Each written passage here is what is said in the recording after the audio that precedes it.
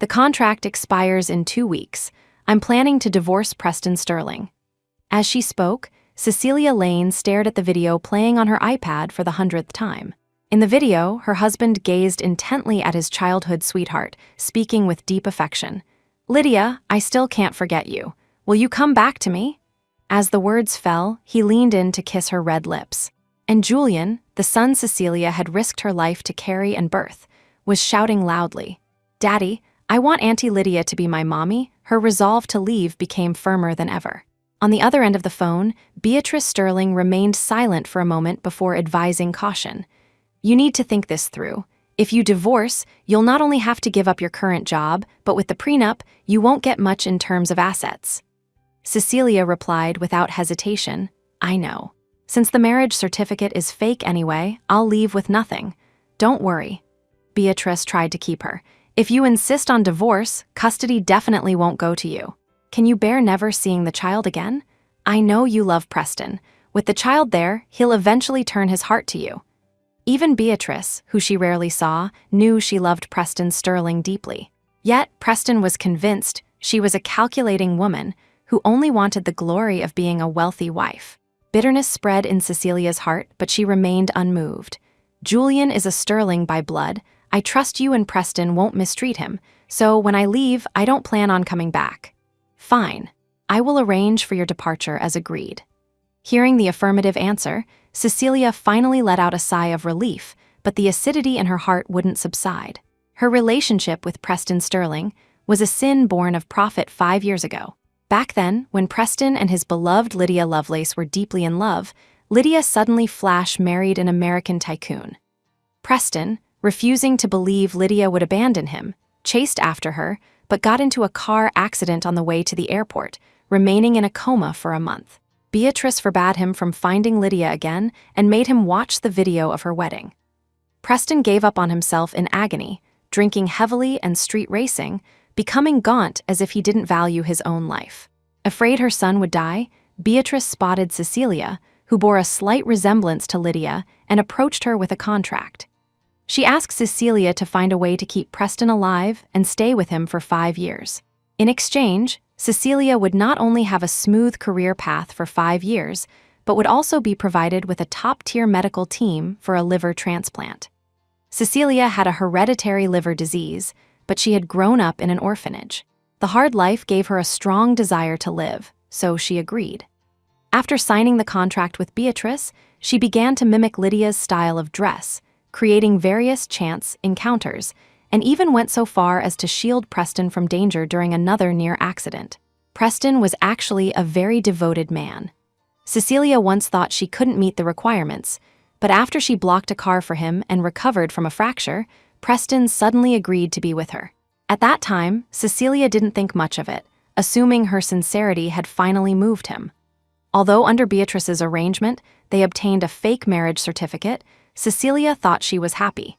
A month after the wedding, Cecilia learned that Preston agreed to be with her not because he was moved by her persistence, but because that day, Lydia had announced her pregnancy on social media. Cecilia told herself to focus and just fulfill the contract. But when she got pregnant, Preston was very happy. He stayed with her for days on end. His joy and his arrangements for the child's future all seemed so real. Plus, Beatrice had found a matching liver for her, so Cecilia gave birth to the child. She thought living a lukewarm life with Preston like this would be fine, but all of this was shattered 3 months ago. Lydia Lovelace divorced and came back. Not only did Preston quickly rekindle his old flame with her, but even her biological son was swiftly swayed to the other side, coming to hate her, his mother. At first, Cecilia couldn't understand how her 5 years of companionship couldn't occupy a single spot in Preston's heart. The moment Lydia returned, Cecilia's existence became a mistake. She had questioned him, she had broken down, but it was all to no avail. Slowly, her heart felt like it was soaked in salt water, sinking uncontrollably, deeper and deeper. Now, only disappointment remained. "What are you looking at?" A man's cold voice suddenly came. Cecilia realized the father and son had returned. She gathered her thoughts, turned off the iPad screen, and answered casually, "A sales assistant pitching products. Where did you go? Why are you back so late?" As Preston got closer, Cecilia immediately smelled a very soft perfume on him that didn't belong to him. It was Lydia's favorite scent. "Business dinner." Preston loosened his tie, his response cold. Cecilia watched him lie to her face without blinking. She didn't probe further but looked at her son. "Julian, dinner parties aren't suitable for children. If Daddy has business next time, call me and I'll pick you up, okay?" Julian followed behind his father like a little adult. He was young and couldn't hide his emotions. Right now, his face was full of impatience toward his mother. "I wanted to go with Dad." "Mom, can you stop being so controlling?" Cecilia moved her lips, her heart feeling increasingly desolate. She had no parents, so after having Julian, she poured all her effort into him. She not only loved him but was also strict, hoping he would grow up well. But her forbidding him from eating fried chicken, stopping him from staying up late to play games, and making him read books and practice handwriting under Lydia's instigation and Preston's permissiveness all became her faults. Cecilia tried to correct his thinking, but every time the result was the opposite. If it were the past, she would have nagged a bit, but today, hearing Julian personally say he wanted Lydia to be his mother, Cecilia didn't want to care anymore. After changing his clothes, Julian threw another tantrum. "Mom, what do you do at home all day? You didn't even clean up my toys." He might have forgotten that when he left with Preston this morning. He specifically emphasized that she wasn't allowed to touch them. Cecilia glanced at him and simply called a maid over to clean up. She didn't want to do everything personally anymore. "You just know how to order servants around. You're not like a mom at all. Auntie Lydia is way more gentle and considerate." "I wish Auntie Lydia was my mom." These words entered Cecilia's ears one by one. She leaned back against the sofa with her eyes closed, saying nothing. Julian's smartwatch rang.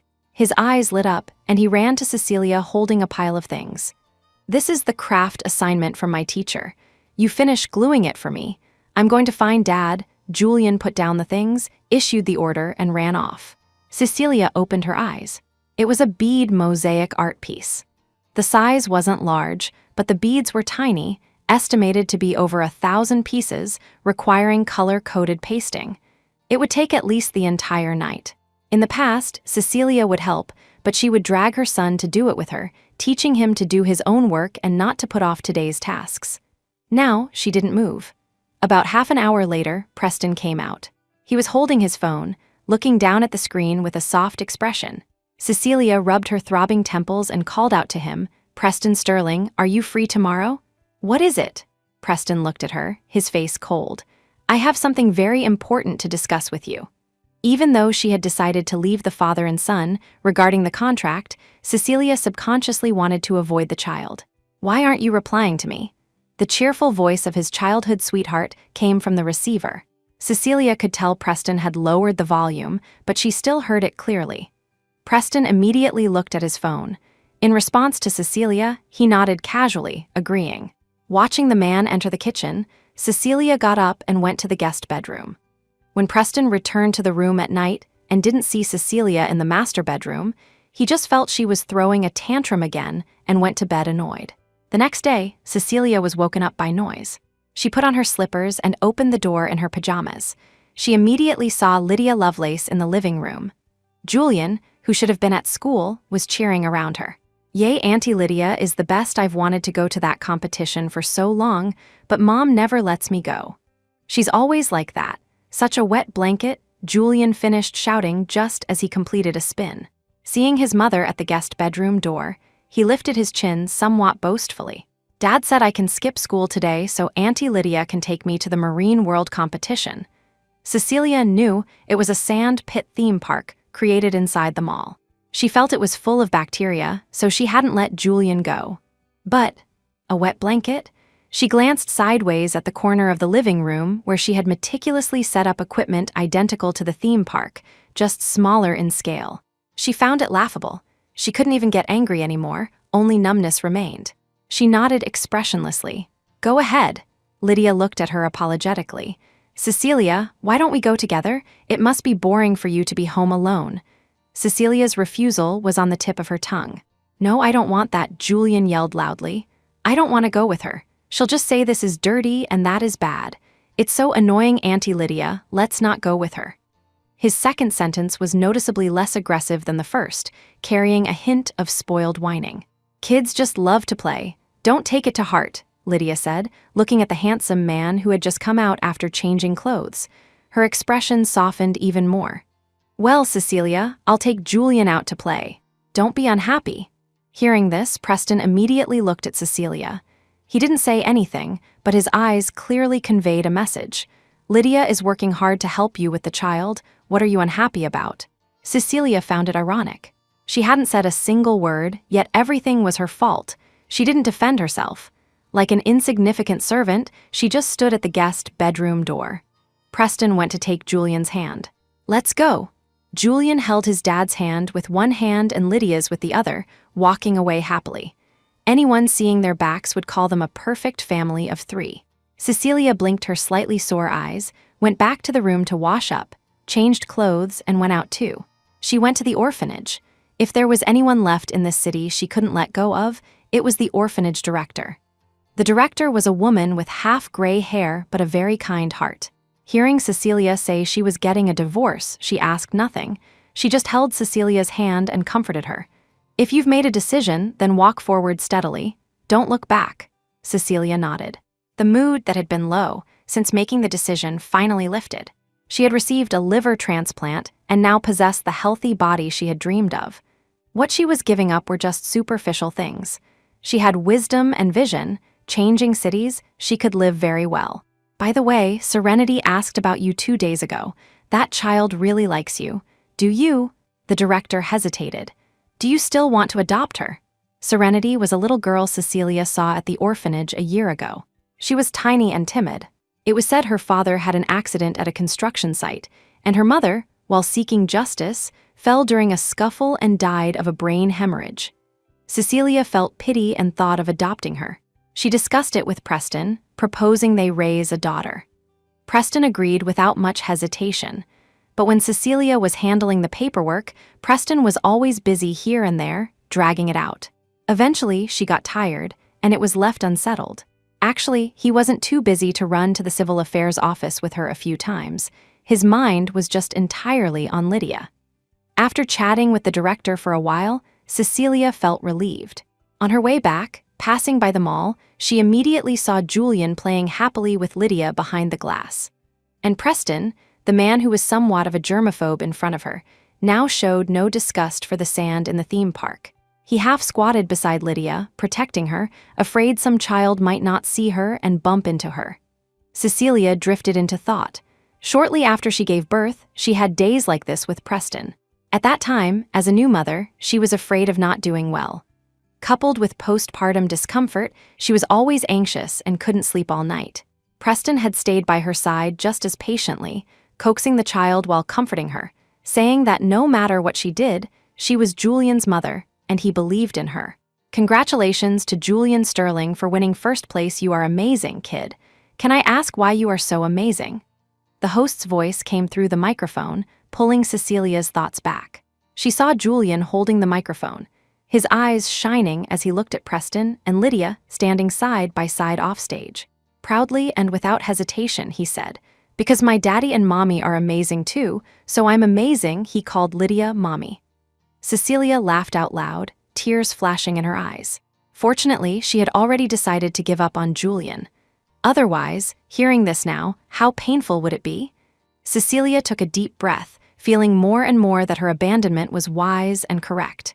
The host praised Julian for being a polite baby and commented that Preston and Lydia, one handsome and one beautiful, were a perfect match. "Does Julian have the confidence to win the next round?" Julian nodded repeatedly. Cecilia didn't want to watch anymore. She turned to leave. "Cecilia," Lydia's somewhat puzzled voice came over. Cecilia wanted to pretend she didn't hear, but Lydia called her even louder. "Cecilia, you're here perfect. Julian has one more game to finish." "You do it." As she spoke, she had already come forward and pulled Cecilia inside. "No need." Cecilia tried to pull her hand back. Her refusal was cut off by Lydia, who spoke faster. "Actually, you should have been the one doing these games, but you seemed busy, so I substituted for a bit. But it's not too late for you to join now." She spoke frankly, as if that were the fact. She bent down and patted Julian's head.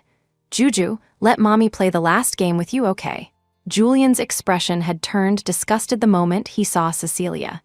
Hearing Lydia's words, he reacted like a cat whose tail had been stepped on. I don't want to play with her, make her leave, who asked her to come here. Did you secretly install a tracker on my phone? He glared viciously at Cecilia. Cecilia felt this son was a stranger, opening his mouth just to insult her. She wanted to say something, but her mind was filled with scenes of countless times she received no response and was ignored. She shut her mouth again. Cecilia, I'll have the driver take you to the jewelry store next door to browse. Preston stood up, intentionally or unintentionally blocking Lydia. The host had just praised the three of them. Now that the legitimate wife was out, was he afraid her presence would make people point out Lydia as a mistress? Cecilia saw through Preston's petty thoughts. She turned her head to look at Lydia, who had started the trouble and was now being protected. She called me in, didn't she? She hadn't wanted to come in at all. She was just tired and didn't want to argue anymore, but that didn't mean she was willing to be bullied arbitrarily. Preston frowned, lowering his voice. Don't throw a tantrum here. It's rare for Julian to be this happy. She was throwing a tantrum. In what word was she throwing a tantrum? In an instant, Cecilia understood where Julian learned to twist black and white. The game is about to start. If you don't go, it'll be too late.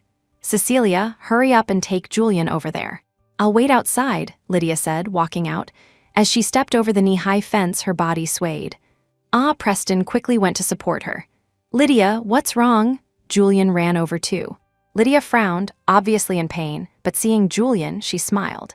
Juju, go play the game with mommy, okay? You promised me you'd win the prize for me today. Julian looked back at Cecilia, then at Lydia. Finally, he nodded reluctantly. Cecilia listened to Julian urging her to go on stage and let out a deep breath. Fine, she would play with him once. It would be the last time. The game was walking a single plank bridge to transport items from the other side. Cecilia's balance wasn't great, so she was slow. Julian kept rushing her. Seeing others about to finish while he hadn't, meaning he wouldn't get the reward, he got angry. After Cecilia stepped onto the bridge, he deliberately stood on the board on this side and jumped. Cecilia was walking carefully. The sudden shaking made her fall directly off the bridge. Being a children's playground, the bridge wasn't high, but there were many hard blocks below. Cecilia felt a sharp pain in her calf. What bad luck, it's all your fault, you made me lose the prize. Julian ran over, cursed a sentence, and went straight to Lydia. When Cecilia came out, she heard Lydia comforting Julian, saying it didn't matter and they could come back next time. Seeing her, Preston frowned deeply. How could you not even outrun a child? Cecilia was about to speak when Lydia stood up and pulled a muscle in her calf, letting out a soft cry. Preston looked over immediately. I'll take you to the hospital. He picked Lydia up directly and walked out. Julian grabbed Lydia's purse and followed. No one paid attention to Cecilia. She bent down to lift her pant leg. It was already bruised purple, but the pain in her leg was less than 1/10 of the pain in her heart. Cecilia walked slowly out of the mall and found Preston's car was still there. She was puzzled. The window rolled down, and Preston urged her, "Aren't you getting in?" Cecilia looked at Julian sitting in the passenger seat. She opened the rear door and saw Lydia with one leg lying across the seat. "Where do I sit?" Cecilia asked. Lydia immediately apologized. "I'm sorry, my leg doesn't seem to bend well. Maybe I should take a taxi to the hospital." She propped herself up as if to get out. "Stop nonsense. If you move around, it'll get worse," Preston scolded her lightly and looked at Julian. "I don't want her to hold me." Preston's expression turned sour. Cecilia was truly exhausted by their games. She slammed the car door shut. "I'll take a taxi." Preston hesitated for a moment and said, "I'll have the driver pick you up." Before Cecilia could respond, amidst Lydia's cries of pain, he started the engine. Watching the car speed away, Cecilia had to admit her heart still ached. Fortunately, she had decided to go far away. Returning home, Cecilia went straight to the master bedroom. She asked the maid for several large cardboard boxes and began packing everything that belonged to her.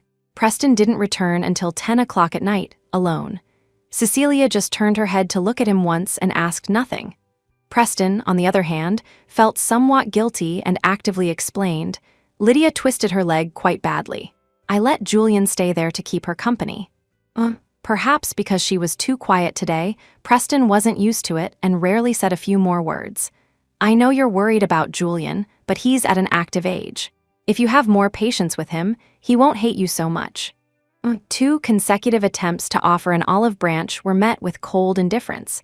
Impatience surfaced in Preston's eyes again. Seeing Cecilia packing endlessly without even looking at him directly, his tone suddenly became fierce. Cecilia, what are you making a fuss about now? I didn't drive you back today, but that was because Lydia was injured and there was no room in the car. Cecilia felt he was in the way standing there. She finally stopped and looked at him. I want to do a major cleanup of the house. Do you need something? If not, move. Preston had never seen her with such a distant attitude. He instantly felt she was unreasonable. He had explained, why couldn't she be understanding? The privileged life of these years had spoiled her into becoming more and more like a shrew. Preston slammed the door and left. After clearing out most of the things in the cloakroom, Cecilia dragged them to the recycling bin at the intersection of the residential area. Looking up, she saw Preston in the yard across the street. Her feet moved slightly. The person standing in front of Preston was none other than Lydia. Those newlyweds have such a good relationship. They take a walk in the yard every afternoon. It's truly enviable to watch. A sigh came from beside her. Cecilia turned her head. It was the neighbor from the next building. They had met a few times and would occasionally chat when they bumped into each other. I remember this villa has the best layout in the neighborhood. I heard they paid extra to buy it. Ah, it's good to be young. The neighbor looked envious. Cecilia didn't know what to reply, so she just smiled. It was indeed quite funny. She had been married to Preston for 5 years, yet the neighbors didn't know what her husband looked like, and there were no photos of her and Preston together in the media. For 5 years, she was like an invisible person, handling everything for Preston. Seemingly occupying the title, it was actually an illusion like flowers in a mirror or the moon in water. Seeing Cecilia didn't respond, the neighbor went back inside without saying more. Cecilia turned back to look, feeling only disgust. Placing the mistress less than 200 meters from home, Preston really wasn't hiding anything at all in the small yard. Preston was chatting about something with Lydia. Lydia laughed and threw herself at him. The two hugged. Next, they would probably kiss. Cecilia didn't want to dirty her eyes. She turned and walked away. Preston held Lydia, who had thrown herself at him, his tone helpless. Does your leg not hurt anymore? Just a little bit, Lydia blinked, looking up at him with watery eyes. Stand steady. Preston supported her to stand firm, avoiding her eyes. When he saw Cecilia's back across the street, his heart suddenly panicked. Lydia, I remembered I have something to do. I'll go back first. Preston let go and walked out with large strides. Cecilia was about to close the door when a resistance came. She turned and saw Preston, slightly surprised. I thought you weren't coming back tonight, she said expressionlessly. Lydia had nowhere to go after returning to the country. It's dangerous for a girl to live outside alone. Our neighborhood has good security, so I rented a house for her. Don't overthink it, Preston explained. Cecilia nodded and praised sincerely. The neighbor just told me you newlyweds have a great relationship. You even paid extra to secure that house. The lie was immediately punctured, making Preston lose face. He turned angry from embarrassment. Cecilia, can't you be a bit more generous? How much is a house worth? Why haggle over every ounce? Lydia never causes trouble over these small things. This was a small thing. Cecilia gave a sarcastic smile. Yes, she's virtuous. I can't learn that. I will never be a man's accessory in this life, living by racking my brains to please a man. As soon as the words fell, she saw Preston's face change. She followed his gaze. Lydia was standing at the bottom of the steps at the door, unnoticed until now. I'm sorry, Cecilia. It's my fault. I disturbed your life and caused you trouble. But Lydia looked at Preston, appearing as if she was about to weep. You aren't wrong. She is narrow-minded. After comforting her, Preston ordered Cecilia, apologize to Lydia. Cecilia was truly tired. Woken up in the morning, injured her leg at noon playing games, and packing things all afternoon. Right now, she just wanted to find a quiet place to rest properly. She didn't want to argue these pointless fights here. But clearly, in this house, she couldn't get the peace she wanted. Cecilia turned to go inside, grabbed her bag, and walked out. Preston had just supported Lydia into the door. Seeing Cecilia grabbing her bag to leave, feeling her temper getting worse and worse, anger rushed to his head. "If you leave, don't come back."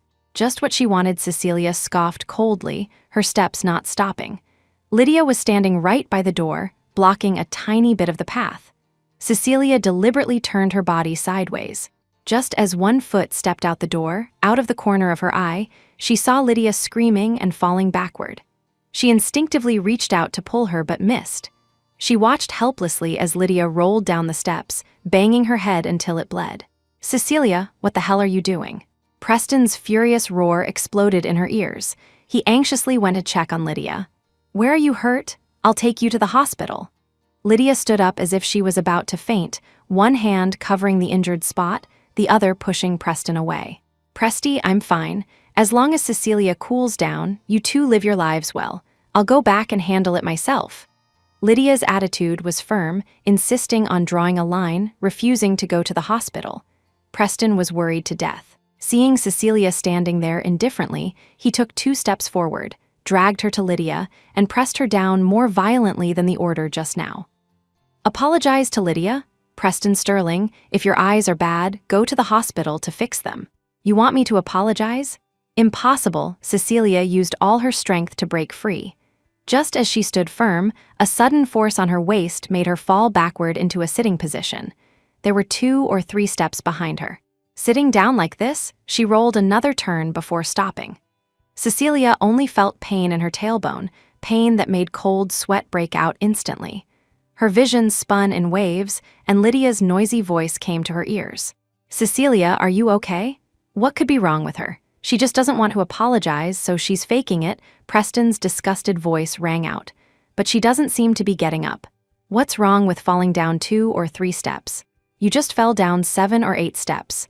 Lydia, listen to me. The wound on your head needs to be treated quickly. I'll take you to the hospital." Cecilia couldn't hear the sounds after that. It must have been Preston forcibly dragging the person away. It wasn't until she opened her eyes again and found herself lying in a hospital that Cecilia belatedly realized she hadn't just stopped hearing. She had passed out. The one who sent her here was the neighbor. Seeing her wake up, she chattered incessantly. "I'm telling you, you scared me to death. I was passing your door to buy groceries, and you were just lying there. No matter how I called, there was no reaction. I thought," the words were unlucky, so the neighbor didn't say them, but she urged her. "Since you're awake, hurry up and call your family. Let them come watch over you. The doctor said you took a pretty hard fall and need to be hospitalized for a few days. I have to go home first." Cecilia thanked her. Cecilia didn't call anyone. She hired a nurse, planning to recover quietly. Lydia Lovelace came to find her. With a bandage on her forehead, looking at Cecilia lying in the hospital bed, her face no longer held its usual gentleness. Instead, it wore an arrogant look of schadenfreude. "Cecilia, if you know what's good for you, hurry up and leave to make room for me. Holding on won't end well. You can't beat me." Cecilia found her show of bravado amusing. "Since you're so confident, why did you come specifically to tell me this?" she asked earnestly. Resentment flashed in Lydia's eyes. It was because she discovered that although Preston treated her as well as before these past few days, he kept a certain boundary. This made her uneasy, so she was desperate to get rid of Cecilia. "You should know him very well. His personality is stubborn. Once he decides something, it's hard to change. But he's also someone who dislikes deep schemes and cruel methods. Tell me, if he found out about everything you've done, would he still treat you well?" Cecilia asked herself. Over these years, she had figured out Preston's temperament completely. "Are you threatening me?" Lydia's face darkened, staring at Cecilia with hatred. Cecilia said lightly, "I'm just telling the truth."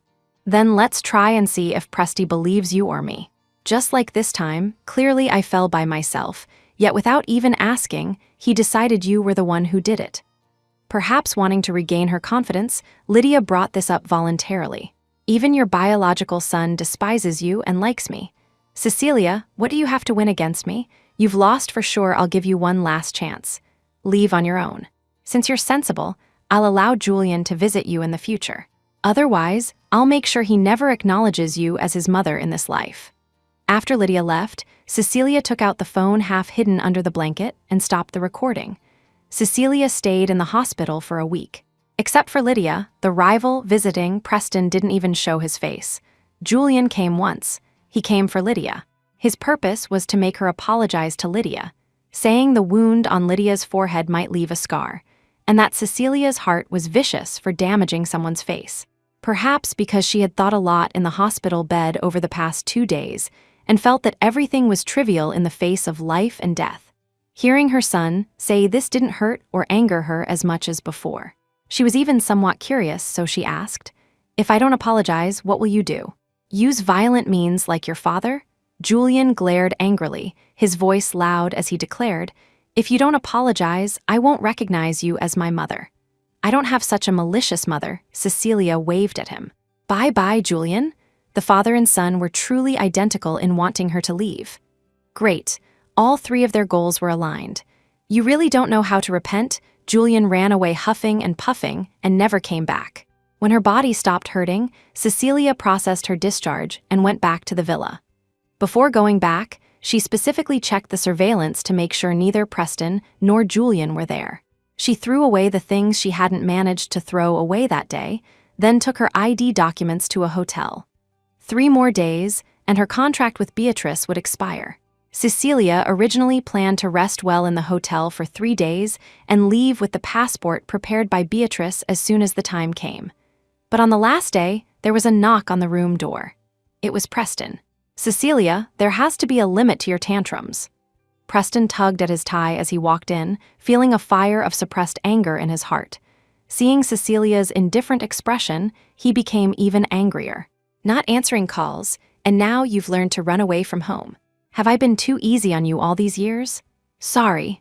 Cecilia apologized right away, which made Preston's face look slightly better.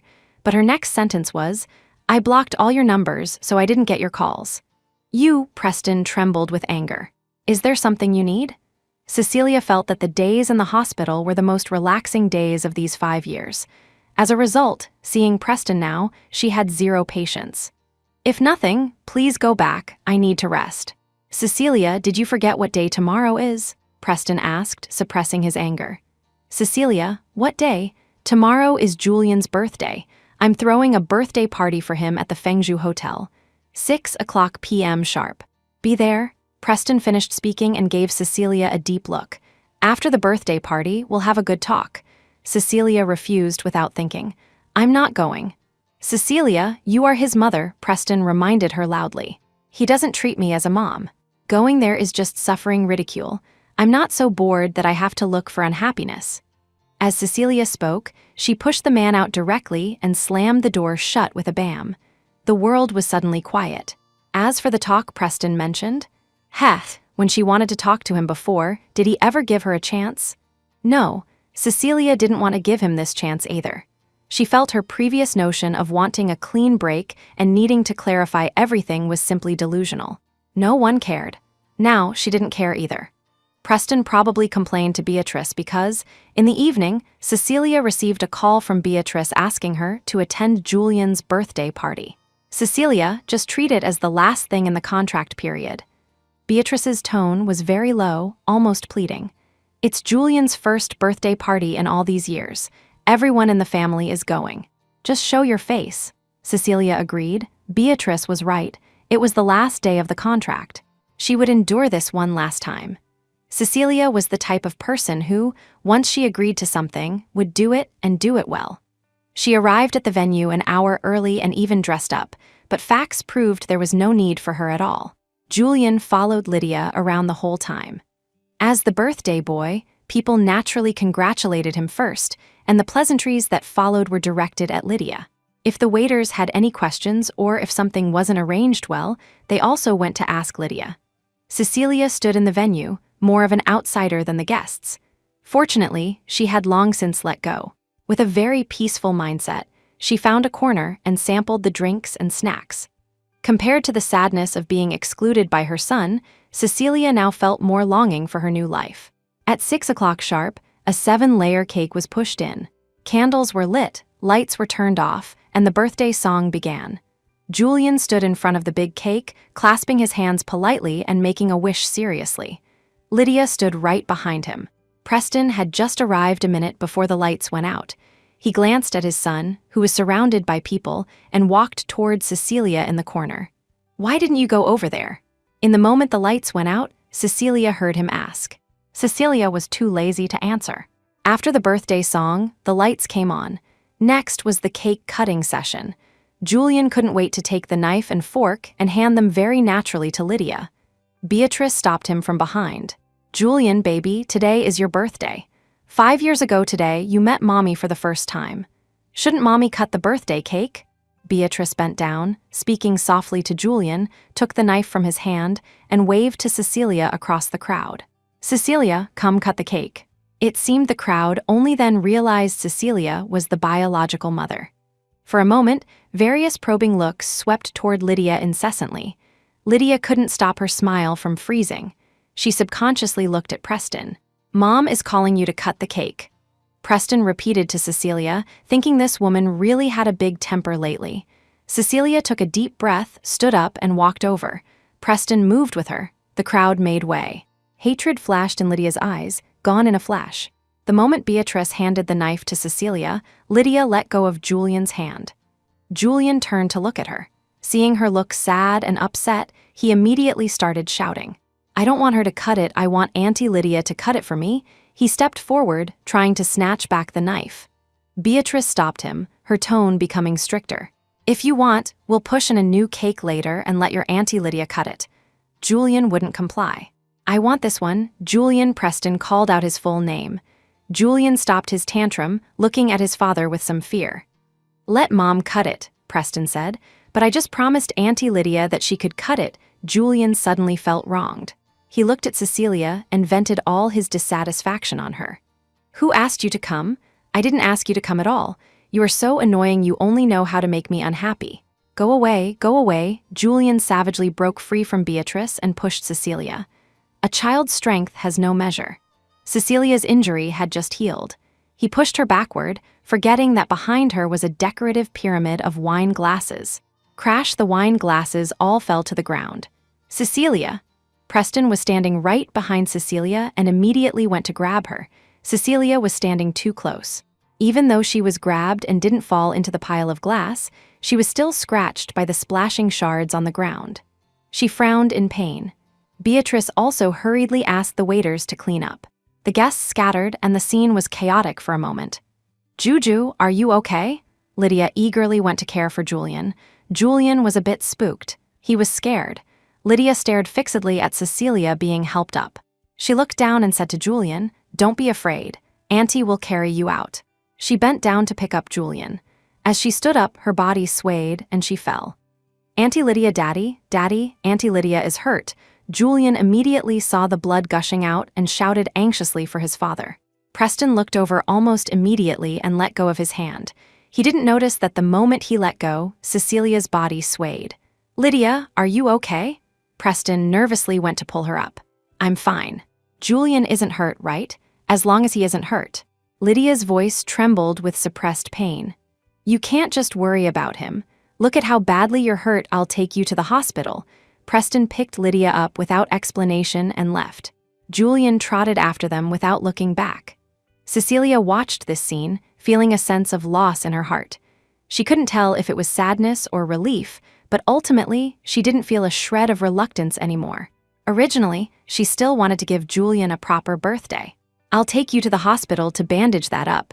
Beatrice walked to her side, also somewhat at a loss for words. She had seen clearly just now. When Preston let go, he didn't care at all whether Cecilia could stand firm. The glass shards behind her were far more numerous than those under Lydia's feet.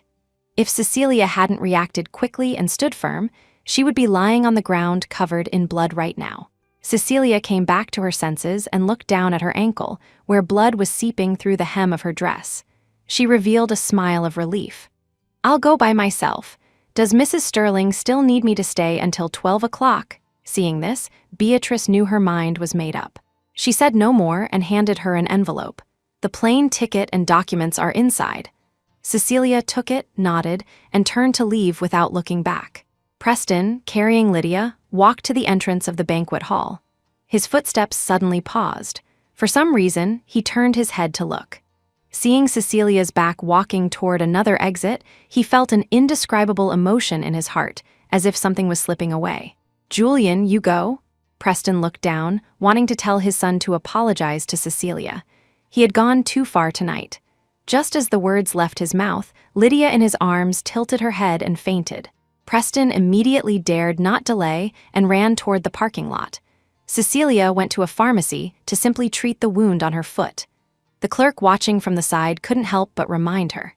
"Miss, I see there seem to be residual glass shards in that wound. You'd better go to the hospital to clean it." "It's fine." Cecilia didn't want to stay in this city for a moment longer. She disinfected it casually, put on a Band-Aid, and took a taxi straight to the airport. Sitting in the car watching the scenery retreat outside the window, the bustling skyscrapers disappeared from sight little by little. On the highway, Cecilia rolled down the window, took off the ring on her hand, and threw it out without hesitation. In the hospital, Lydia had woken up. The doctor said she was probably just frightened. The wound only looked like it bled a lot, but actually it wasn't serious. Just don't touch water, and it would scab over in a few days. Preston's heart settled down, but he couldn't help thinking of Cecilia's retreating figure just now. It looked filled with a determination that gave him a bad feeling. "I'll have the driver take you back first." Preston wanted to find Cecilia and have a good talk. Julian refused to go with him, so Preston left him with Lydia. He returned to the banquet hall. The mess on the floor had been cleaned up, the guests were gone, and only his mother was still sitting there. "Mom, where is she?" Preston didn't see Cecilia. Beatrice looked at her son and sighed. "You are her husband, and you're asking me?" She waited here not to talk to her son about Cecilia. "Send Julian over tomorrow to stay with me for a few days." This child, if allowed to stay with Lydia any longer, would definitely turn out good for nothing in the future. Preston assumed his mother missed her grandson, so he agreed. He called Cecilia, but only after hearing the automated voice did he realize Cecilia had blocked him long ago. Holding back his frustration, he rushed to the hotel. He knocked on the door for a long time with no answer. Upon asking the front desk, he learned Cecilia had checked out in the afternoon. Preston laughed out of anger. Fine, so she really had a temper now. Preston didn't think much of it. He just felt Cecilia's temper was getting bigger lately.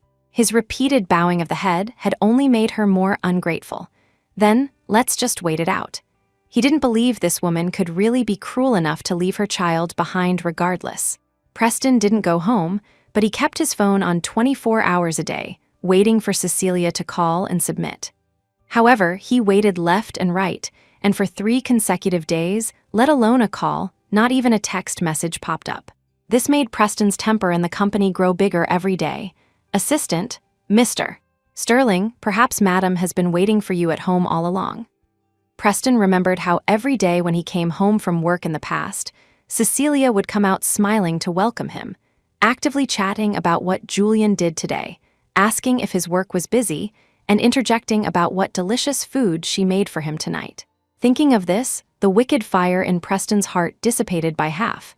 He grabbed his car keys and rushed home. Driving into the yard, seeing the gate unlocked, Preston's tense expression instantly relaxed. Even his steps weren't so hurried. He walked into the hall and looked around. He didn't see Cecilia, nor did he see the maids. "Cecilia?" Preston called out. He checked the bedroom, no one. Remembering Cecilia stayed in the guest bedroom for a few days, he went there to look, no one either. The entire villa was deathly quiet. Preston thought of something and abruptly turned back to the master bedroom, pushing open the cloakroom door. He found the enormous cloakroom completely empty. Everything related to Cecilia in the whole house had vanished cleanly. Preston felt increasingly unconfident. He called the maids, questioning why they hadn't come to work. "Maid, Madam gave us a vacation 2 weeks ago, saying the villa was going to be renovated." 2 weeks ago. That meant starting from when she pushed Lydia and broke her head. She did something like that, and he didn't even say anything in the end, yet she was dead set on being stubborn with him. Preston slammed the phone down in a rage and kicked the coffee table. The papers on the coffee table were kicked and scattered. Preston glanced at them casually, not caring at first, but the large, bold words, "Supplementary Marriage Agreement," on one of the sheets caught his eye clearly. Frowning, he bent down to pick it up. He didn't recall signing any agreement when he married Cecilia. Preston practically rushed in. Beatrice was tutoring Julian on his schoolwork for the day. Seeing her son come in with red eyes clutching a document, she understood roughly what happened and spoke first. "Julian, go play in the yard for a bit. Grandma needs to discuss something with your dad." Once Julian left, Preston smashed the document onto the table, gritting his teeth. "Mom, what exactly is going on? Why is my marriage certificate with Cecilia fake? And what is this 5-year contract?" Preston refused to believe it. For the past 5 years, he had been living in a lie woven by that woman and his mother. Now the contract expired, and she disappeared without a trace, without even saying goodbye. She had given him a son. How could her heart be so cruel? Julian was only 5. Preston's eyes were incredibly red. "It's exactly what you see." Beatrice looked at her son's regretful appearance now and let out a long sigh. She hadn't expected Cecilia to be so ruthless, leaving no room for negotiation. "Why? Why did you do this?" Preston roared. "Then you tell Mom. What should I have done to pull you out of that state back then?" Beatrice wanted to ask too. "For a Lydia Lovelace who abandoned you to climb to greater wealth and glory, you almost died in a car accident and collapsed completely. You are my only son. If I didn't do this, was I supposed to watch you die for a woman?" Preston met his mother's gaze, unable to vent his chest full of anger. He was mute for a long time before finally asking one sentence. "Where did she go?" "I gave her a plane ticket to Country D. As for whether she went, I don't know." Beatrice didn't hide it from her son. She didn't want to hide it either. If her son could stay away from Lydia because of this, Beatrice thought it would be a good thing. Preston flew to Country D that afternoon. But he used the identity Beatrice arranged for Cecilia to check again and again, search again and again, but in the end, it was no such person. Yet in the domestic flight system, Cecilia had indeed boarded the plane. Preston searched in Country D for a week, looking as if he wouldn't return until he found her, unwilling to give up. Beatrice called him, asking only one thing: "Are you still going to care for Cecilia's son?" "Cecilia doesn't want him anymore. What's the use of me caring? She won't come back." Preston held the phone, his voice defeated. For half a month, there was no news of Cecilia. He was like a lost soul, eating poorly and sleeping poorly. A handsome, relaxed man was forcibly worn down into the exhaustion a middle-aged man should have. So, if he acknowledges Lydia as his mom, you agree to that too. After Lydia was discharged, she hadn't seen Preston. Although the man answered every time she called and comforted her to recover well, saying he would visit her when he was done, Lydia was just very uneasy. She learned from Julian's mouth through indirect questioning that Preston wasn't busy with official business at all, but flew to Country D to find Cecilia. She was both surprised and delighted. Delighted that Cecilia really knew her place and left, but panicked by Preston's attitude. He shouldn't have left her behind for that woman. He should have been happy and then come to tell her that they could finally be together openly. But Lydia dared not say, "Marry me," so directly to Preston now. So she turned her attention to Julian. In every conversation, she instilled in him that Cecilia didn't want him anymore. How cruel she was. She also deliberately played videos of children without mothers being discriminated against by classmates at school. Julian didn't like Cecilia to begin with. Hearing she ran away, he was furious. "I don't want such a cruel mom even if she comes back.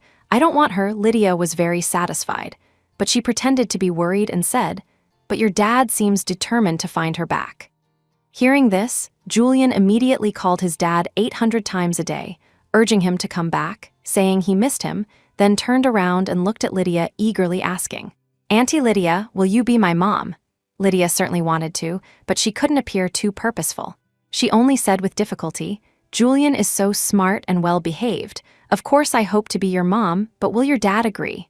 Julian vowed, "Don't worry, Auntie Lydia. I'll tell Dad to marry you." Lydia smiled with satisfaction. Preston went directly to find Lydia upon his return.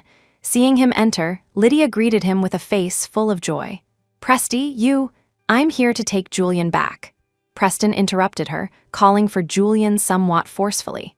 "Dad, I don't want to go back and live with Grandma. I want to live with Auntie Lydia." Julian didn't want to go back. Grandma was a bit like Mom. She always controlled too much. He didn't like it. Preston just swept a cold glance at him. Get in the car. Seeing him angry, Julian was still a bit afraid. He bit his lip and walked out reluctantly. Lydia's smile faltered. "Presty, did something happen?" Julian was doing fine staying here. I took him to school every day. Nothing happened. Just recover well. Preston gave Lydia a deep look. If you need anything, call my assistant. He finished speaking and left with large strides. Lydia's face darkened little by little, revealing a sinister look. He said call the assistant, not call him.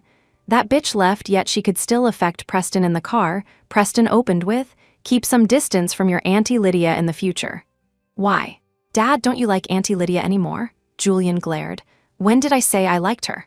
As soon as Preston said this, he couldn't help feeling irritable again. He had just looked after Lydia a bit more. Did Cecilia think the same? So that's why she left. Anyway, you are not allowed to live at her house in the future. Grandma will look after you for a while. Preston's tone wasn't good. I don't want to why you told me to get along well with Auntie Lydia before. Now you say no means no. I won't. Julian started crying and making a scene. He even tried to pull the car door handle. I want to go back to find Auntie Lydia. None of you respect me. Only she respects me. Preston had a headache from his noise. He stopped the car by the roadside. Enough, he looked at his son, trying to make him realize a fact. You have your own home, your own dad and mom. Auntie Lydia is just an auntie. Visiting during holidays is enough. You're lying. Mom doesn't want me anymore. I know it all. She ran away long ago. You didn't find her either during this time. She just went abroad to relax. She'll be back in a while. Preston gripped the steering wheel tightly. He refused to accept the fact that Cecilia had abandoned them, father and son.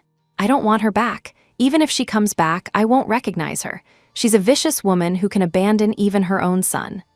Julian pulled his father's hand, acting spoiled and ingratiating. Dad, she doesn't want you either. Let's not look for her, okay? Auntie Lydia is so nice. She's so gentle.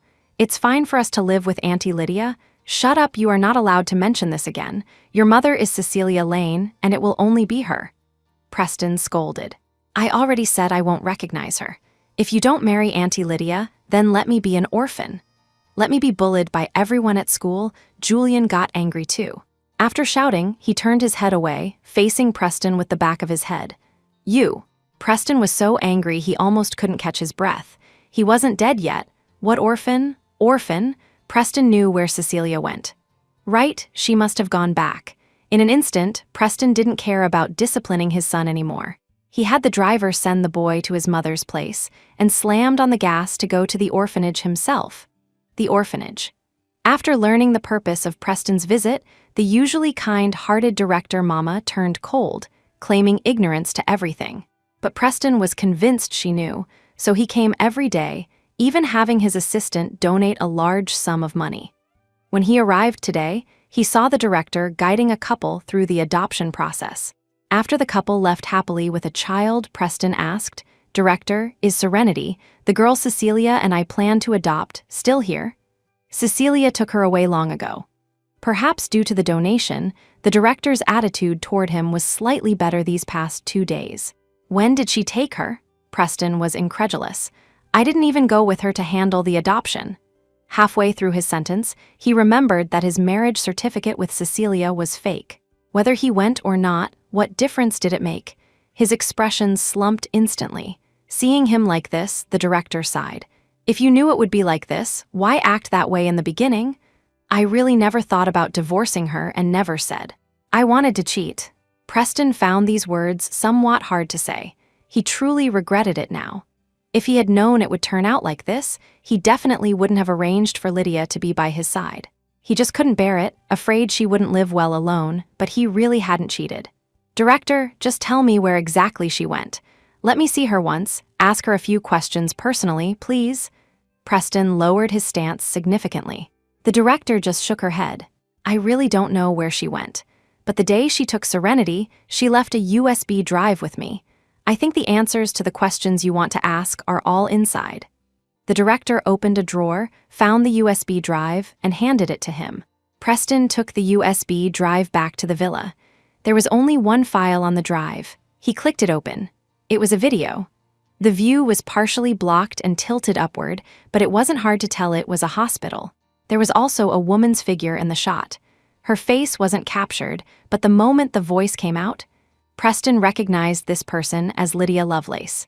Cecilia, if you know what's good for you, hurry up and leave to make room for me. Holding on won't end well. You can't beat me, Lydia's arrogant threat entered his ears clearly. Preston had a look of disbelief. He even rewound to the beginning to listen again, confirming he hadn't misheard. After this segment ended, the screen went black for a few seconds before lighting up again. This time, it was the surveillance facing the main gate of the house. From this angle, he could see clearly that when Cecilia grabbed her bag and left, she didn't touch Lydia at all. Lydia rolled down by herself. Cecilia even tried to pull her but missed. But at that time, Preston only saw Cecilia's hand extended in mid-air and decided without asking a single question that she pushed Lydia. He had even pressed Cecilia to apologize. The video continued with Preston's thoughts. He saw Lydia, whom he had favored, deliberately push Cecilia. Then he decisively concluded Cecilia was avoiding apology on purpose and strode away holding Lydia. The video hadn't ended, but it fast-forwarded until half an hour later when the neighbor rushed in and called 911 to carry away the unconscious Cecilia lying on the ground. Following that was the medical report, clearly stating a tailbone injury. When Preston saw this, he could hardly breathe. He forced himself to keep watching. The rest were Lydia's deliberate provocations via messages, intimate photos with him, happy playtimes with Julian, and her instigating Julian not to recognize Cecilia as his mother. Preston felt dizzy. It turned out he had wronged Cecilia about everything. Cecilia did go to the airport, but she didn't go abroad. She went to the orphanage, took Serenity, and went to Riverton. She had liked this city since she was very young. Now that she had finally settled down here and had a well-behaved and cute daughter, Cecilia felt life had never been so relaxed and pleasant. When she wasn't busy over the years, she took some freelance jobs online and saved quite a bit of money privately. She took out a portion to buy a nice second-hand apartment. It was less than 500 meters from an elementary school, which would be convenient for Serenity in 2 years. After settling everything in her daily life, Cecilia planned to find a job. Her education was good, and her resume showed she had held a position in Preston's company for the past 5 years.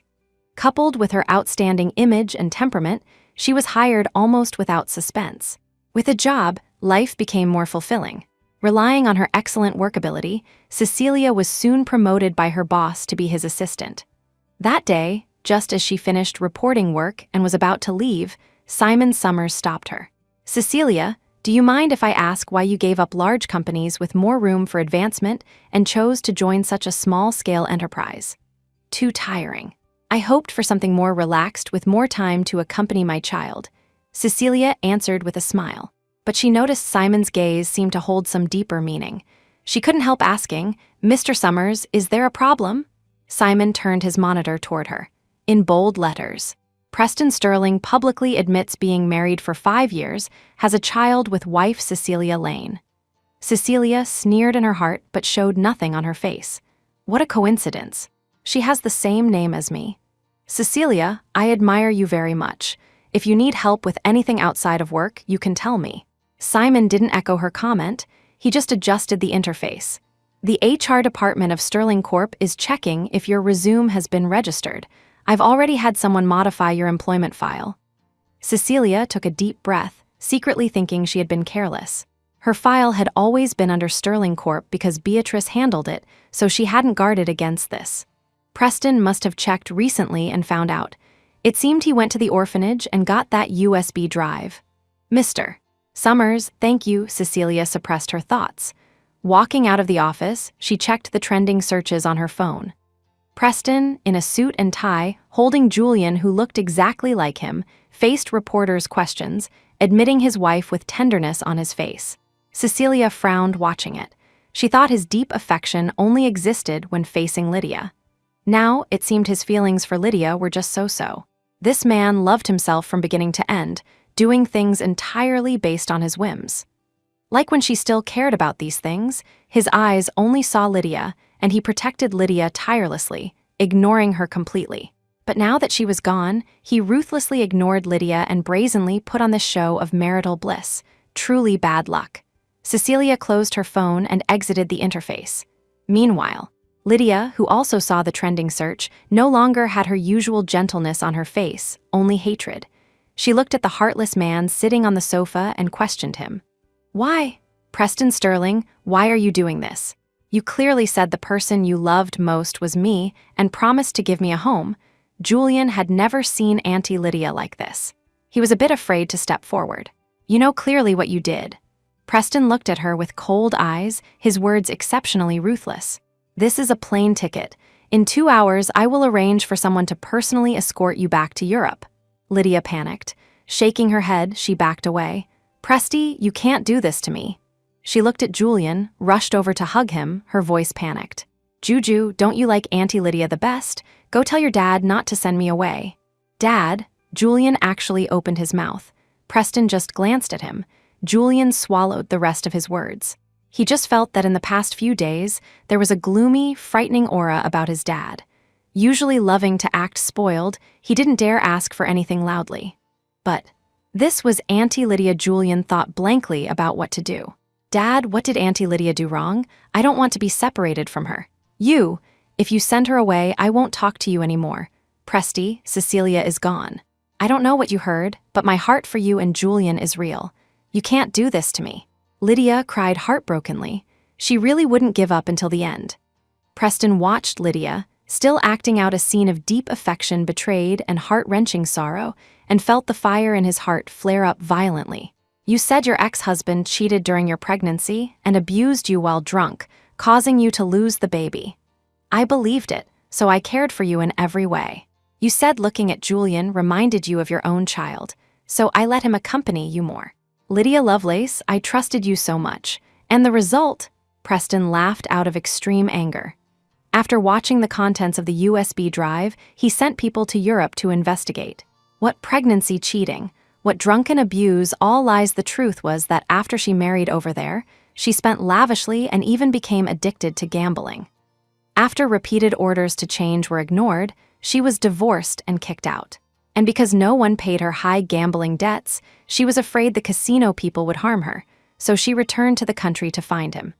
How laughable.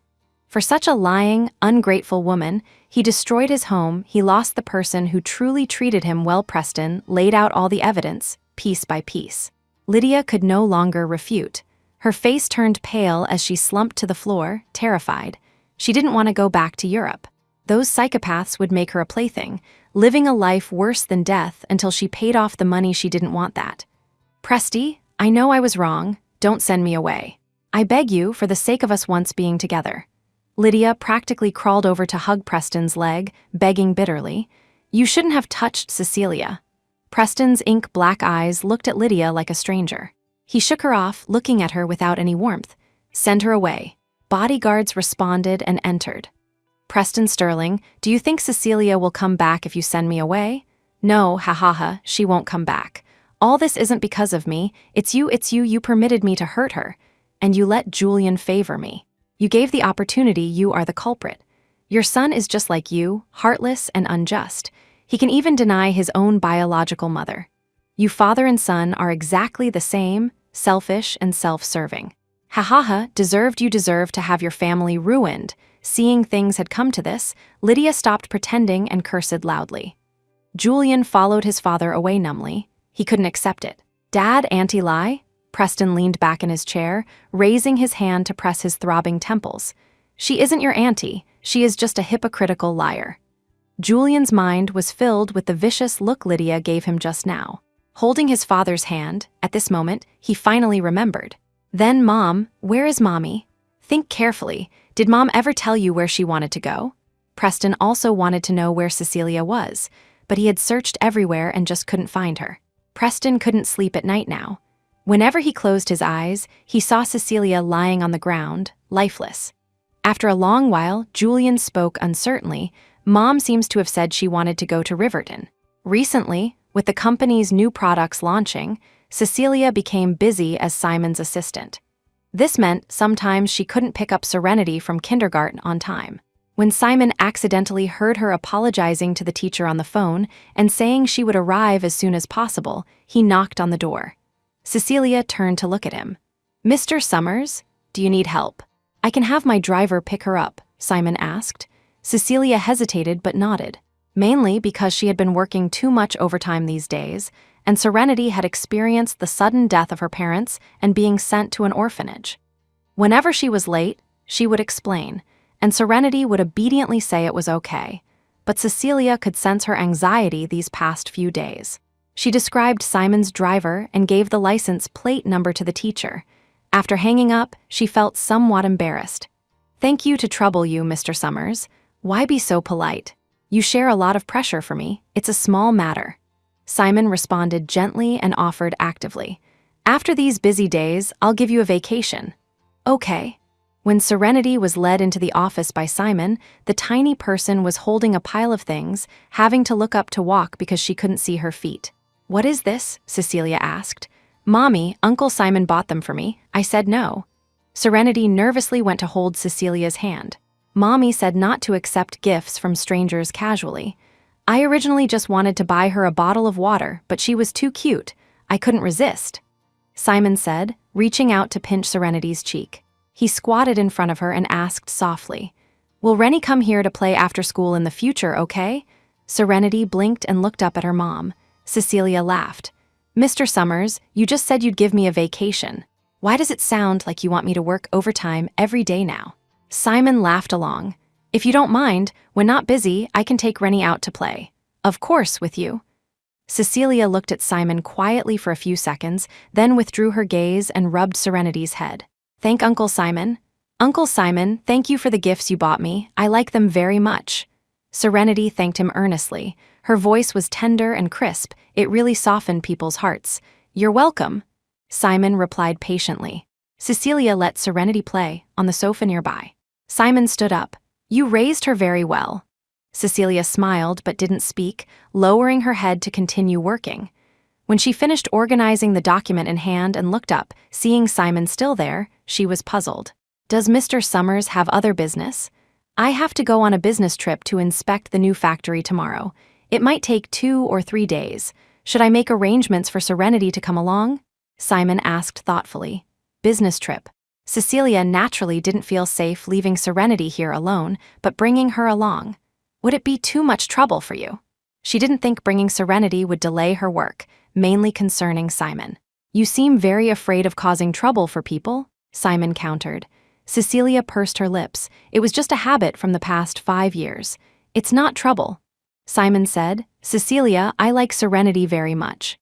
Meeting Simon's gentle and sincere gaze, Cecilia's fingers subconsciously curled. She took a deep breath in her heart, looked away, and nodded. Then, the word trouble on her lips turned into, "I'll leave the arrangements to you, Mr. Summers." "Okay. Send me Serenity's ID info. I'll book the tickets. I'll pick you up tomorrow morning." Cecilia reported the info and address. They had to get to the airport 2 hours early. When Simon came to pick them up, the sun had just risen. Serenity hadn't woken up yet, so Cecilia carried her down. Simon waited downstairs.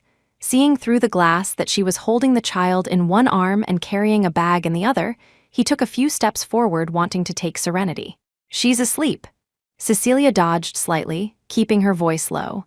Simon switched to taking the bag and quickly opened the car door, putting his hand on top to prevent her from hitting her head. After Cecilia and Serenity got in, he went around to the passenger seat and handed over a neatly folded blanket. "It takes an hour to the airport. You sleep a bit too." Cecilia didn't refuse. Simon drove away. Not long after, another car stopped downstairs. The door opened, and Preston stepped out. Looking at the residential area in front of him, obviously inferior to the Sterling villa, he frowned. "Dad, does Mom really live here?" Julian asked. Preston answered, stepping inside. Serenity's registration documents listed this address. "Cecilia must be here too." The business trip lasted 3 days, but aside from the first day inspecting the factory and finalizing details, which was work, the second and third days were spent with Simon driving Cecilia and Serenity around to play.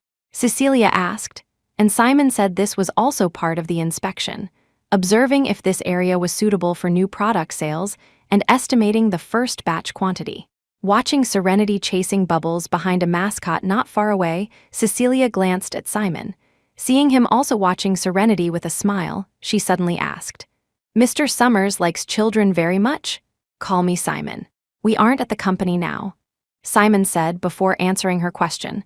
I don't actually like children specifically, but for some reason, seeing Serenity makes me feel she is very cute.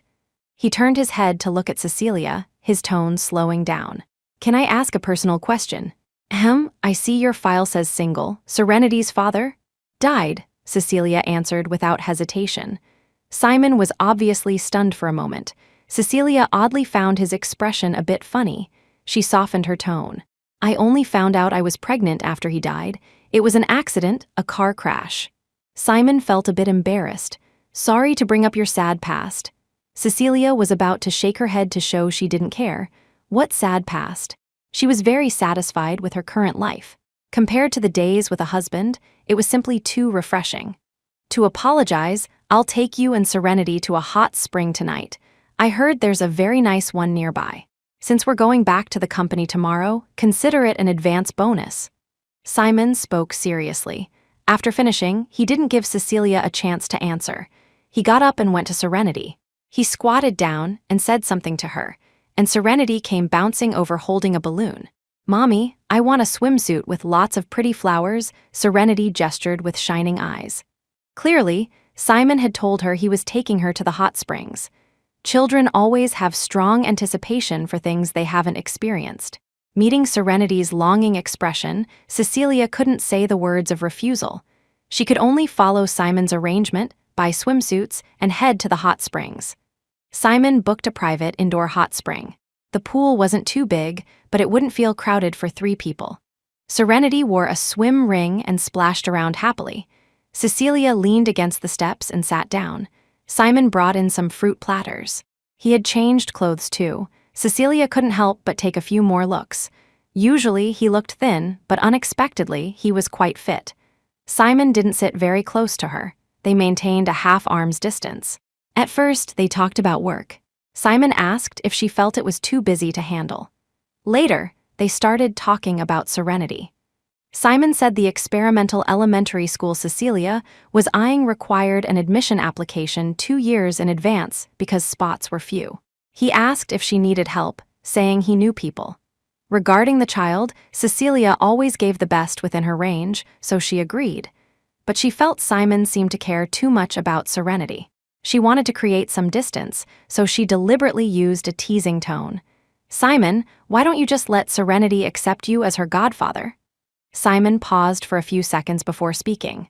It wasn't an answer, but a reserved yet frank expression of his feelings. Cecilia, compared to godfather, I prefer the title dad. Cecilia stopped talking, but the smile on her face became distant. She got up from the steps and called Serenity. Are you tired? Do you want to go outside and play for a while? Serenity nodded. Cecilia took her hand and walked out.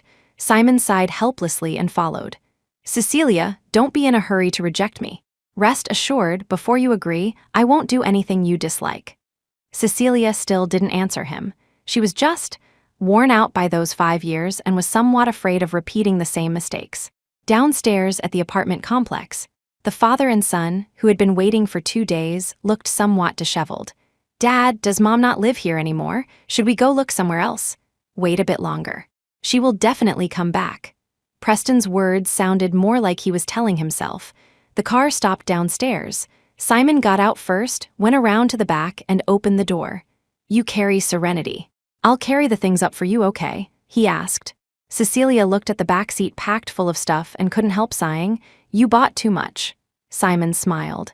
It's normal for kids to love beauty. Actually, I think you should buy more too. Cecilia wasn't very interested in dressing up. She got out of the car and was about to bend over to pick up Serenity when a familiar voice suddenly sounded from behind. Cecilia, it was Preston. Cecilia turned around, instinctively blocking the car door. Mommy. Julian called out, stepping forward, but stopped under Cecilia's cold gaze, looking a bit timid. Simon asked, Need help? Cecilia, I want to talk to you. Preston's gaze swept over Simon, his eyes becoming guarded. He deliberately said, Julian has missed you very much these past few days. So? Cecilia asked. So what?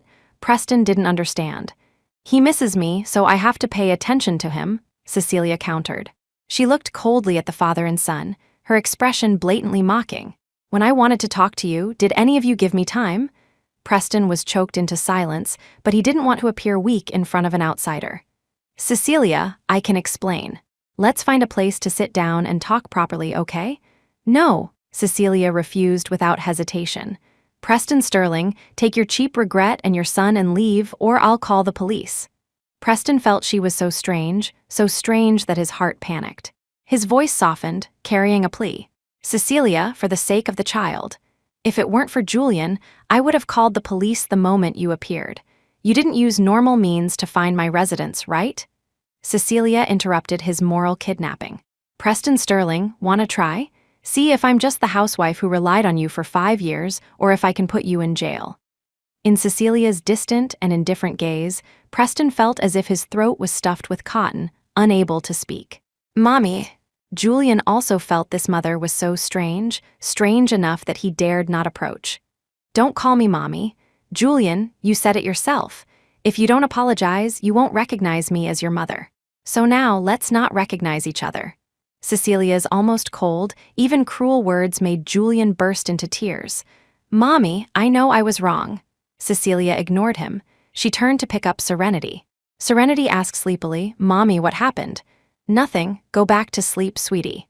Cecilia didn't want her to see these messy things, so she covered her head with the blanket.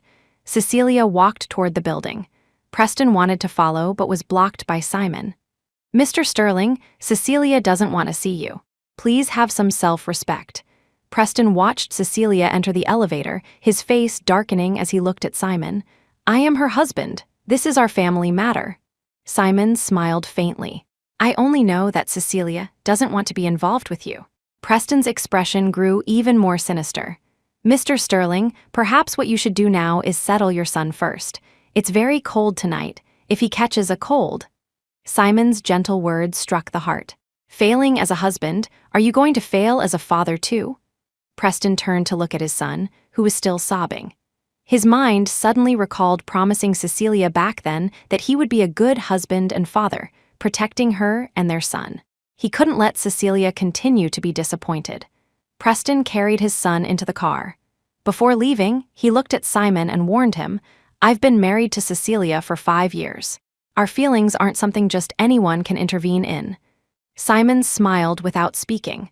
After the car drove away, he picked up the things belonging to Serenity and Cecilia and went upstairs. Thank you, Cecilia said to Simon. Simon looked at her. Cecilia, just now, it's just as you saw. I cohabited with Preston Sterling for 5 years and have a child. You've troubled yourself these past few days. Tomorrow I'll hire a nanny, so you don't need to pick up and drop off Serenity anymore, Cecilia said politely. Cecilia, Simon grabbed her, somewhat angry at her words clearing the relationship. From the day you joined, I knew you had a family and a child. If I cared about that, I wouldn't have tried every way to be good to you and Serenity. Cecilia looked at him and said without emotion, but you saw it too. Behind Preston stands Sterling Corp. He is a willful person. If he engages and brings disadvantages to your company. Simon suddenly laughed. He spoke with certainty. Cecilia, you don't have zero feelings for me, right? You are worried about me. Cecilia shifted her gaze slightly. She stiffened her voice deliberately. I'm just giving you an objective analysis. Sterling Corp's foundation isn't in Riverton. My enterprise is a private one, having won the People's Livelihood Award in Riverton for 2 consecutive years. So you don't need to worry about me. Simon only worried about her. You just said you cohabited with Preston for 5 years? We didn't get a marriage certificate. We only got together because of his mother's contract. Seeing his firm resolve, Cecilia didn't hide it from him and briefly explained. Simon understood after listening. He definitely won't go back so easily. Do you need? No need, I can handle it myself. Cecilia refused him. Simon didn't say more. He bade her good night and left. Preston naturally wouldn't give up easily. Back then, Lydia got married, and he still chased her abroad. But Cecilia wasn't Lydia. She wouldn't allow herself to soften. The next day, Preston stopped Cecilia directly at the company entrance. Cecilia, I've already sent Lydia back. That house has been changed to your name now. I misunderstood you before. Sorry, I shouldn't have distrusted you. Is your injury healed? Does it still hurt? Preston didn't bring Julian today. As soon as he saw Cecilia, he expressed concern rapidly. Do you know what your behavior is called right now? Cecilia listened, but not a single ripple stirred in her heart. Too little, too late, Preston held her, looking remorseful. I know, it's all my fault. Cecilia, I accept whatever you call me, but can you not be so heartless? The heartless one is you, Preston. If the neighbor hadn't passed by and called an ambulance that day, in that freezing weather, sub-zero at night, I would have frozen to death at the doorstep. Cecilia pulled her hand out. Her heart still felt waves of dull, acidic pain, but she would never give Preston the chance to hurt her again. On the birthday, hearing Lydia was injured, you let go of my hand immediately. The glass shattered into thousands of pieces, was right under my feet. If I hadn't stood firm, I would be in the ICU right now. Cecilia said these things not for Preston's comfort or apology. She simply wanted to state the facts, to let this man see what right he had to stand before her and accuse her of being heartless. I didn't know, I thought you. Preston's explanation was pale. He didn't even dare to voice those assumptions. He just apologized again and again. I really know I was wrong, Cecilia. I was just deceived by Lydia, thinking of the good times in our youth, so I couldn't help caring for her more. But I really didn't cheat. Didn't cheat? Then what should I say? Thank you for keeping yourself pure for me. Cecilia was truly amused by his statement. She unlocked her phone, clicked a video to play, and turned the volume to the max. Lydia, I still can't forget you. Will you come back to me? Daddy, I want Auntie Lydia to be my mommy. The clear words made Preston sway unsteadily. He couldn't maintain his composure, explaining in a panic, these words weren't my true intention. I just didn't consider me at all.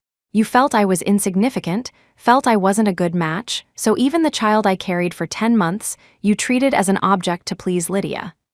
Cecilia stepped back, creating distance, looking at him coldly. Preston Sterling, don't you feel guilty saying these things? Who do you think you are? Your apology is worthless. Don't appear in front of me again. You don't want me to hand these videos to the paparazzi and let everyone know, do you? Cecilia turned and walked away cleanly. Preston couldn't enter the office building and could only wait downstairs. Simon specifically had the driver pick Serenity up from the side entrance parking lot and brought her up, taking the chance to tell Cecilia. Preston seems to be inquiring about apartments in your complex. He seems to want to be your neighbor. Serenity blinked. Although she was young, she remembered this name. She looked at her mom puzzled. Mommy, is it Daddy? No, just a stranger. In the future, if you see him, no matter what he says, don't believe him and don't go with him. Cecilia patted her head and instructed. Serenity nodded obediently and was coaxed to play aside. Cecilia frowned. She wasn't afraid of Preston, but his lingering harassment would affect her life. Do you want to stay at my place for a few days? The security at my complex is good.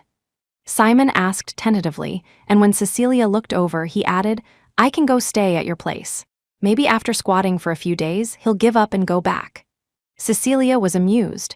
She didn't guard against Simon to that extent. Having interacted for a while, she could feel Simon's fondness for Serenity was sincere, not fake. And indeed, he hadn't done anything disrespectful. You have a point. Then Serenity and I will trouble you. Cecilia agreed. Simon couldn't stop his joy. He tried hard to suppress his tone to sound less pathetic. Then I'll go buy some things you might use now. Cecilia nodded. After Simon left, she got up and walked to the window to look down. Seeing the familiar car in the parking lot, she made a call. Mrs. Sterling, the contract clearly stated that after the 5-year term, you would hide my tracks so Preston wouldn't find me. Shouldn't you be doing something now? In the afternoon, the receptionist came in holding a large bouquet of flowers. Assistant Lane, these are addressed to you. There's also a letter.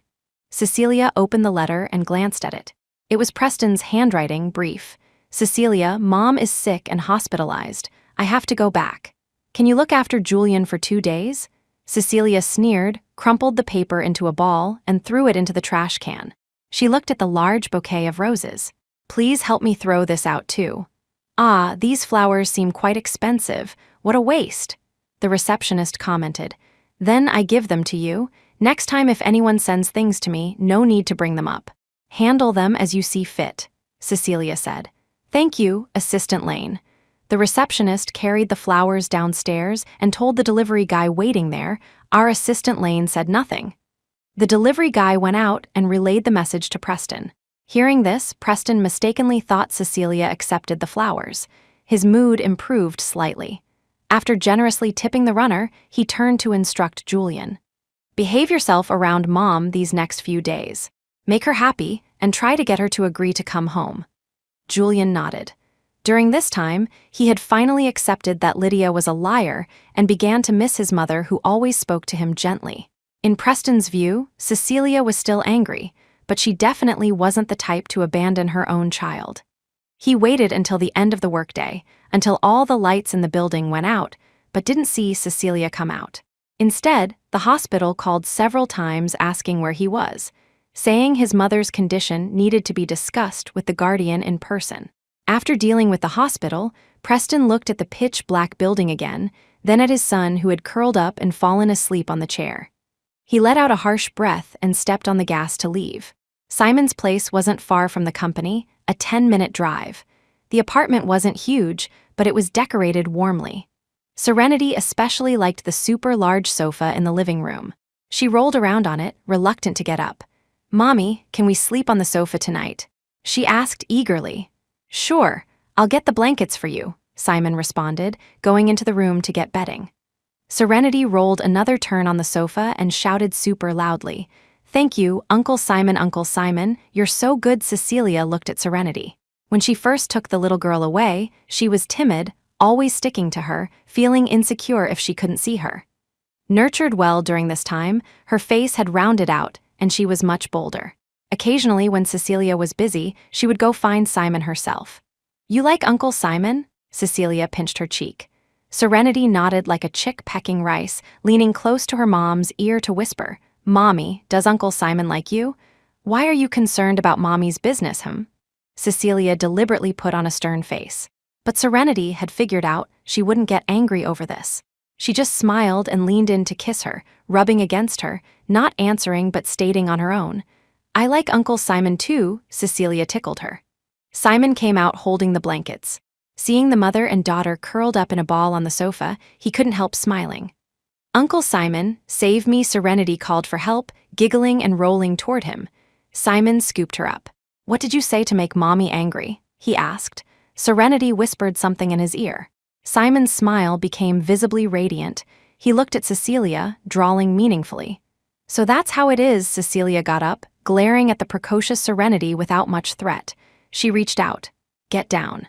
Mommy will take you to wash up." "Okay, Mommy." Serenity immediately got down from Simon's arms to hold Cecilia's hand.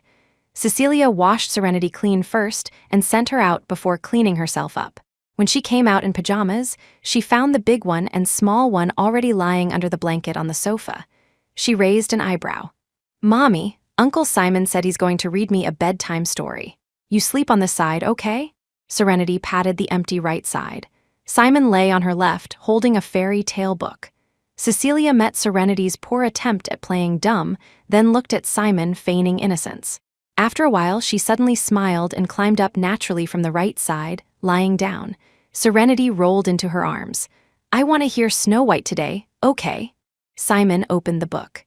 His voice was on the deeper side, gentle yet firm. Reading the story under the dim light, Cecilia felt very at peace listening.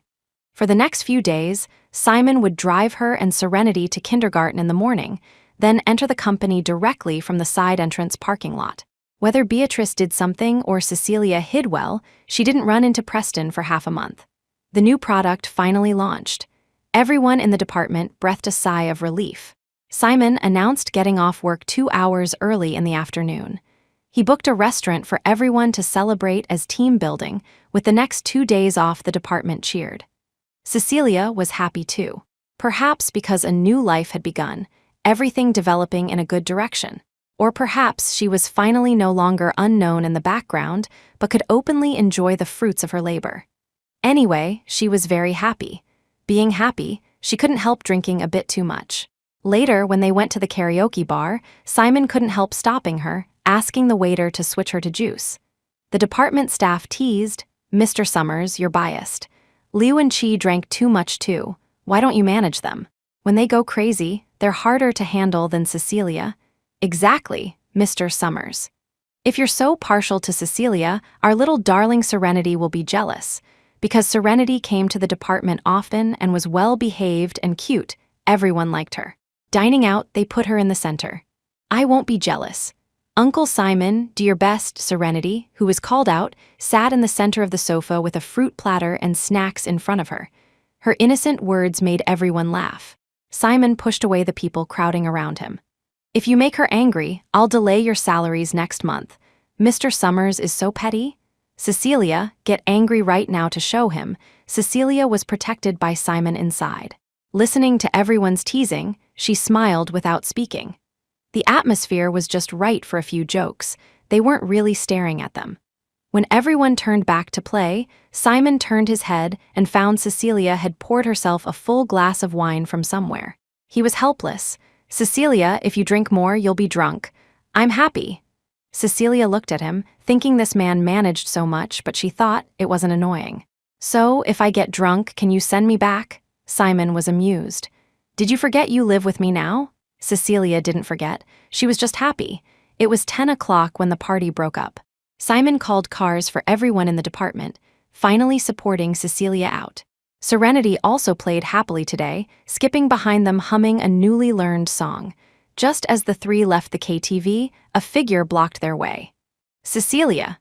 Preston frowned at the obviously drunk Cecilia, reaching out to pull her from Simon. Cecilia was drunk, but she hadn't lost consciousness. She threw off Preston's hand. What are you doing here?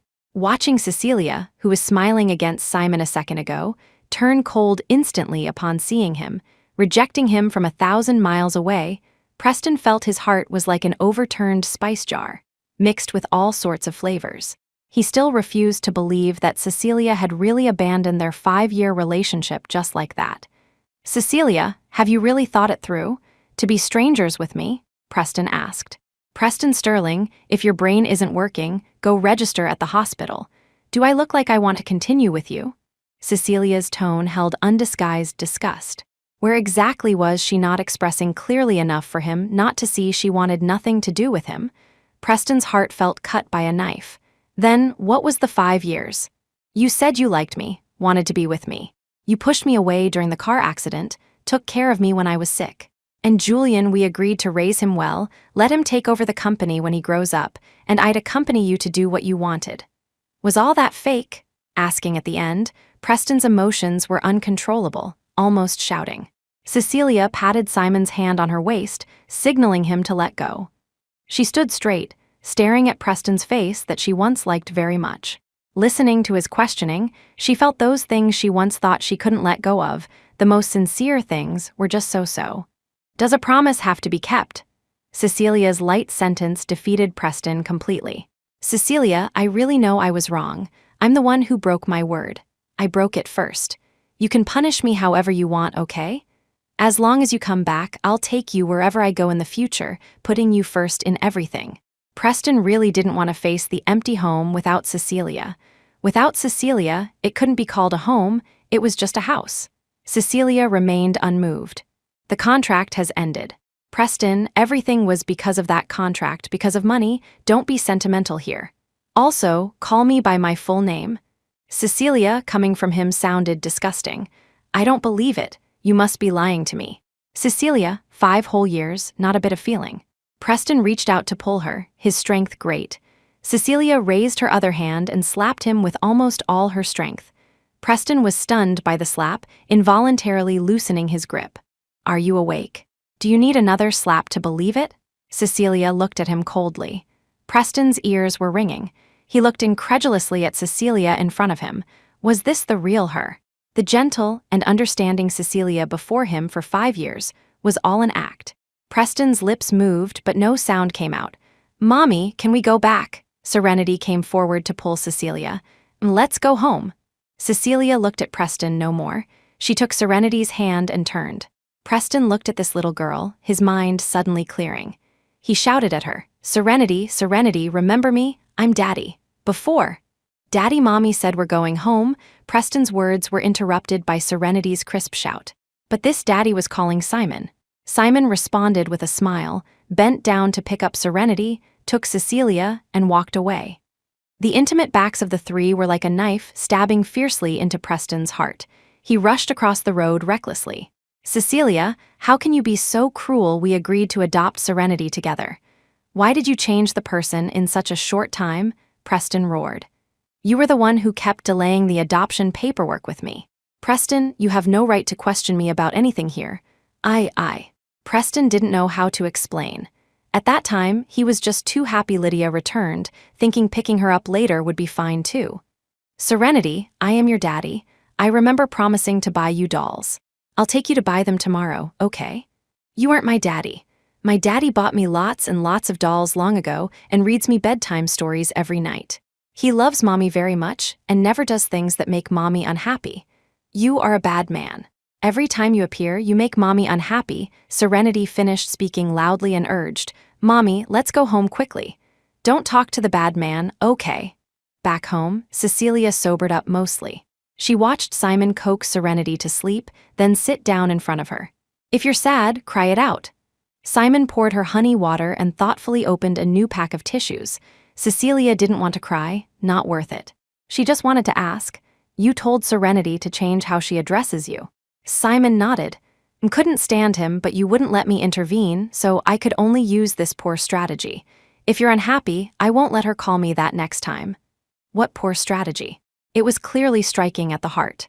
Serenity's sentence, Daddy never does things that make mommy unhappy, kept echoing in Cecilia's mind.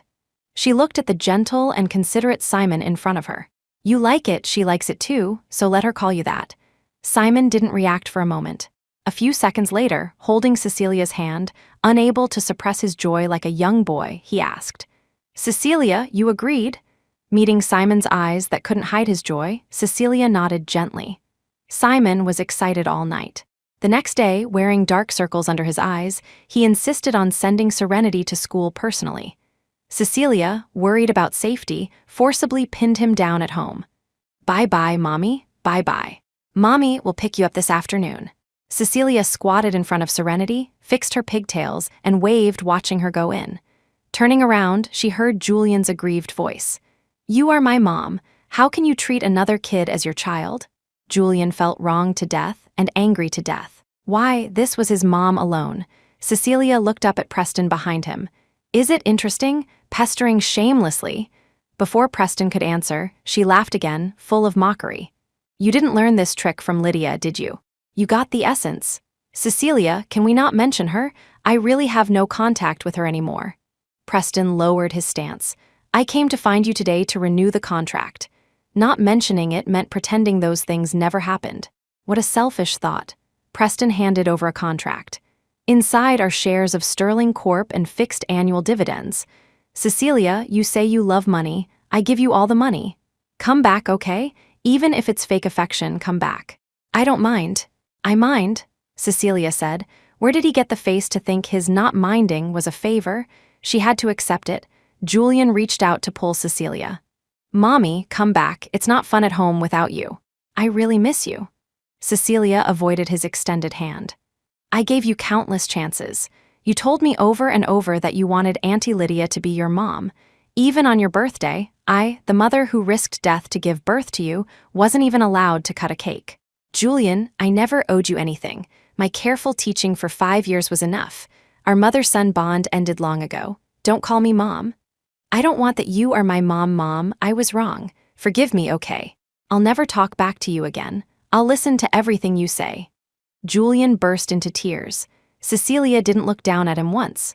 She took the contract Preston handed over, threw it into the trash can beside her, and amidst the man's stunned reaction, got in the car and drove away.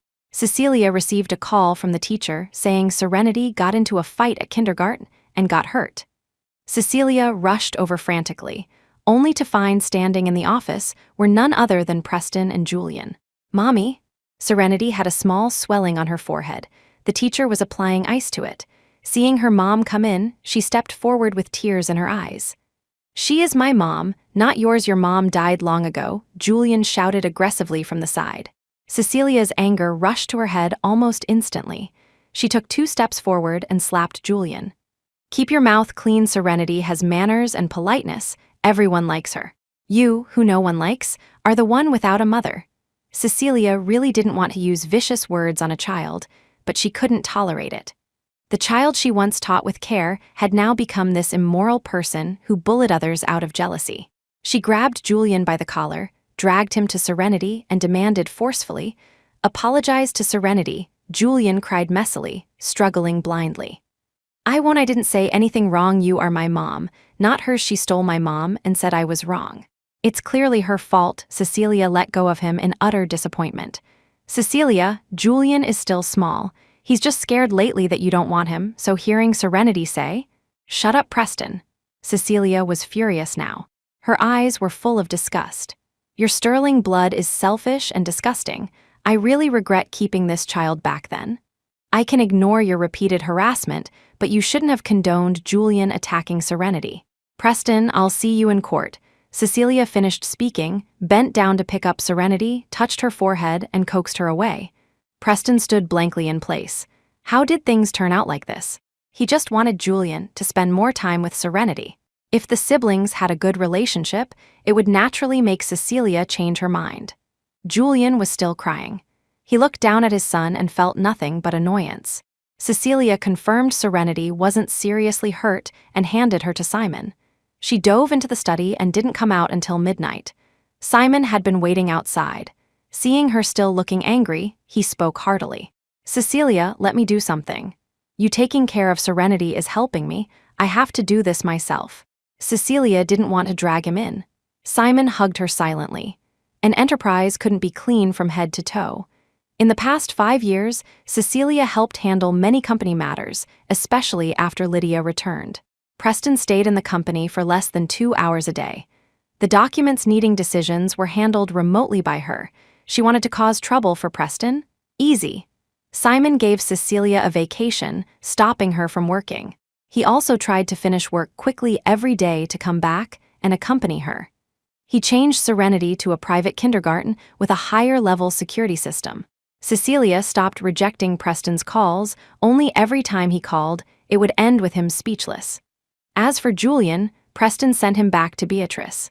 Even with constant trouble at the company, Preston refused to go back. He stayed in Riverton, vowing not to stop until he achieved his goal. Cecilia ignored him. But within 2 days, Simon's company was reported and forced to stop work for inspection. At the same time, rumors spread that she was promiscuous, seducing several men at once, giving birth to a child and throwing it away. Not just the company, but voices started in the residential area too. When Cecilia took Serenity to play in the small park, she always received strange looks from neighbors. Cecilia initially thought Preston did it, but it felt wrong. Preston wanted her back, not to freeze their relationship further.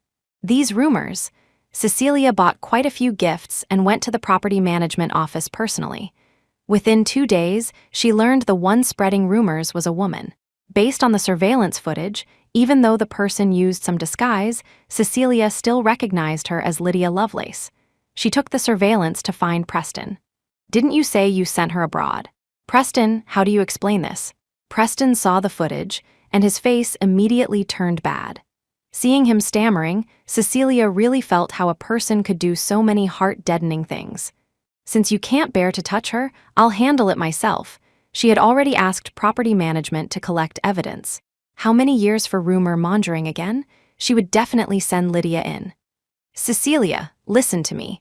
I really wanted to send her abroad, but on the way to the airport, she jumped out of the car and almost died so. Hearing the words "can't bear," Preston explained hurriedly.